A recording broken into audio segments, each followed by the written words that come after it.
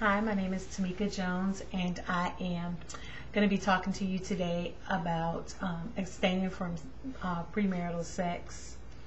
Uh, First, I will start out with listing the risks for of having premarital sex. Then I will follow up with the benefits of waiting until you're married to have sex, and then I will close by listing the moral responsibilities that everyone has not to have sex. And hopefully by the time I'm finished, everyone will agree with me that you should abstain from sex until you're married. Um, First, we're going to start out with there are a lot of risks of when you have sex before marriage. Typically, if you're going to have sex before marriage, you're going to have multiple partners. Um, I don't need a show of hands, but just think about it. How many of you had sex before you were married and your wedding night wasn't your first night? So I don't want to get anybody in trouble, but just think about it. The risk of having premarital sex would be one of them is STDs or sexually transmitted diseases. You're more likely if you're having premarital sex to have it with multiple partners, so your risk of getting a sexually transmitted disease, goes up because how many partners is that person with, and so it just goes on and on.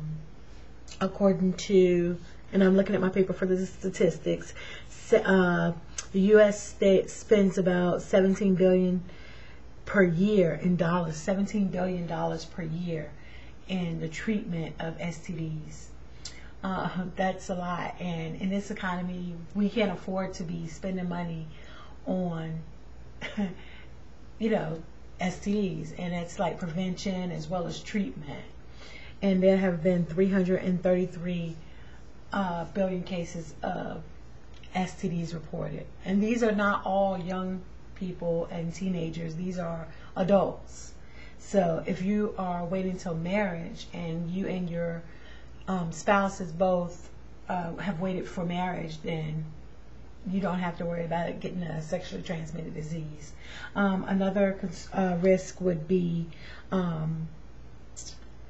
unplanned pregnancy, which lead to abortions, mistreatment of children, need for foster care, countless of problems, as well as the emotional effect of not having yourself ready or prepared to have a child. That causes, that's needless worrying and needless costs that can be avoided. And if you wait until you're married, then when you're married, mostly people are, more ready for a baby, or even if it's unplanned, they're more able to take care of a baby when they're married. Not always, but mostly.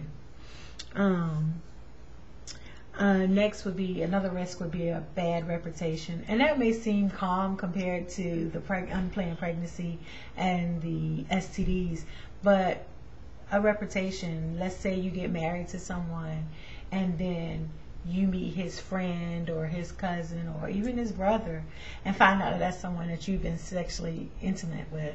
That's an uncomfortable situation. And you don't want someone who knows you or knows your spouse to tell them they've been intimate with you. That should be something that's safe for your spouse.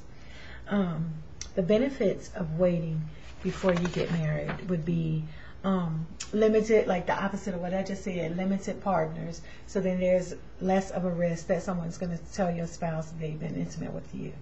It leads to a better sexual intimacy between the husband and wife, because there's a special gift that you're giving to your husband, and if it's both of your first time, you really have nothing to compare it to, but I guess that would lower your expectations.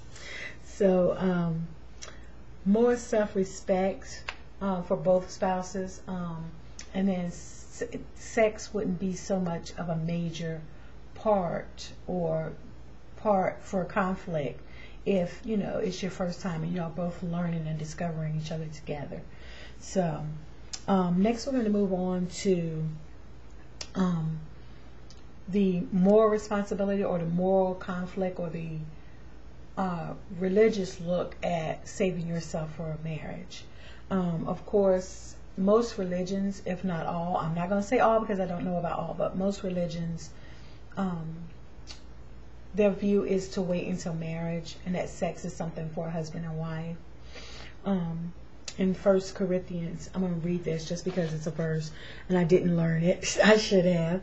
1 Corinthians 6:19 through 20. It says, or don't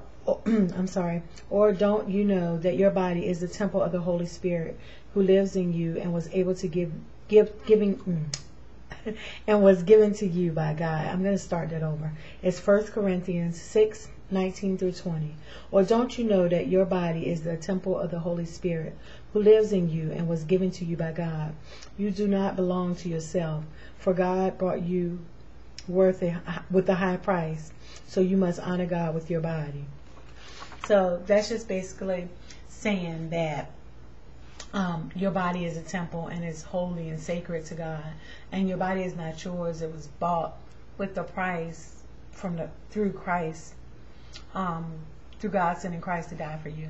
I know a lot of people, not everyone is a Christian who believes that, but that's my belief, and that's one thing that keeps me, or that kept me before I was married, centered in waiting till I was married to have sex. Then also, your virginity is sacred, and not just for young women, for men as well. Your virginity is your most precious thing to give to your spouse on a wedding night, and once you lose it, you can never get it back. And I think that's one of the most important things to remember. So let's just recap what we've talked about tonight. Premarital sex, the risk being STDs, contracting an STD, unwanted pregnancy leading to abortion or mistreatment of children. And also the benefits of waiting are going to be more intimacy with your spouse. You have limited partners. You don't have to worry about a bad reputation. More sexual intimacy. And from a Bible stand or from a religious standpoint, it is the right thing to do in most, if not all, religions. I do thank you for listening to me tonight. Thank you. My name is Tamika Jones. Have a good night.